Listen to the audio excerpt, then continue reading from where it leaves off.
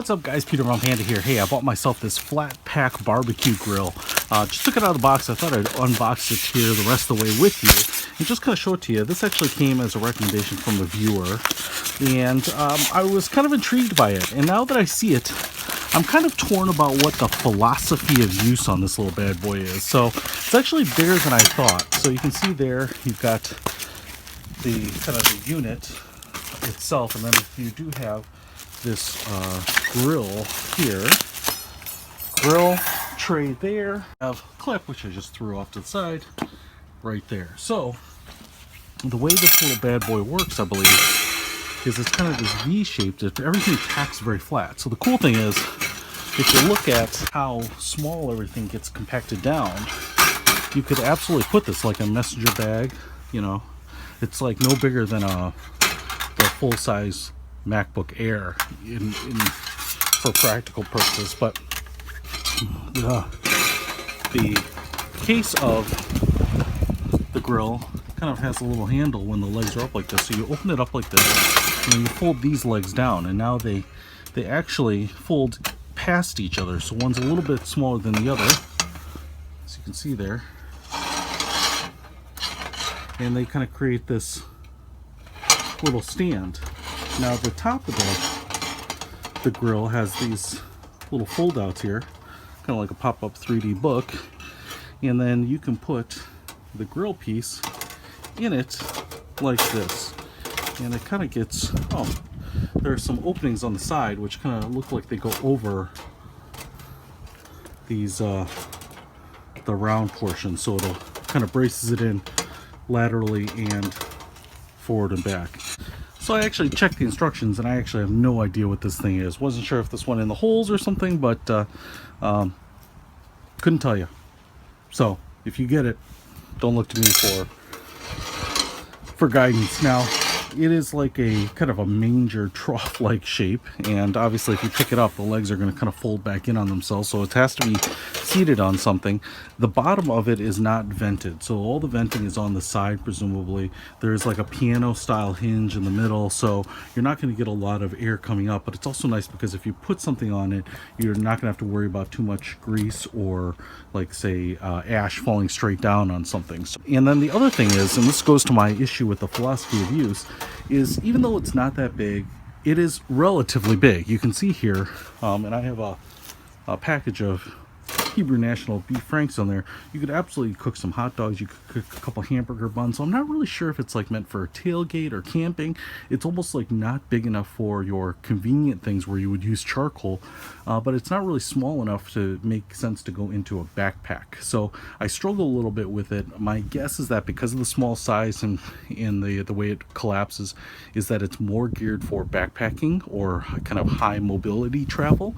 And so what I don't think you would have in that case is lighter fluid and charcoal. And so I am making a fire here on the side. I'm going to pull some hot wood out of it, some hot wood coals, and put them in here and cook on that to see how it works, because I kind of feel like the size of this is going to be more aligned with you having access to hot coals, but from wood, not charcoal. So I'm going to get a few of those coals up here, we'll get them loaded in here, and then we will start cooking and see how it works.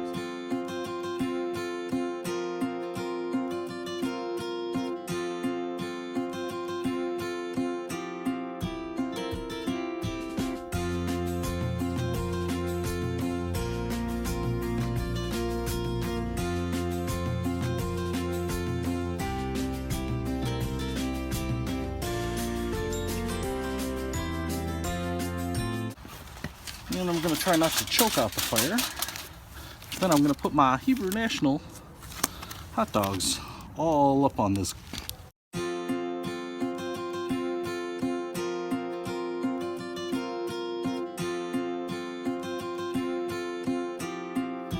So right off the bat, I can give you a couple of observations which are maybe problematic. Is one, because the thing doesn't have a top, you're losing a lot of that heat to really cook things. You know, there's a lot of heat right at the bottom that's being reflected on, you know, the the food items that you're cooking, but because you can't cover it and trap in that heat, you're not doing a really thorough job of cooking as efficiently as you could be. The second thing is, especially because I'm using wood-based fuel here for the fire, even when I blow on it gently, you get a lot of little ash flowing around, and you can see it kind of sticking to the food. You know, even when I was blowing pretty modestly, just to kind of keep the airflow there, to keep the coals red hot, you know, you end up getting a little bit of that ash flying around, and of course that sticks to your food. Now in the hot dog world, it's not that important because you can pretty easily rinse that off, but especially if it's a ground meat like a ground beef or burgers or something like that, it's not going to be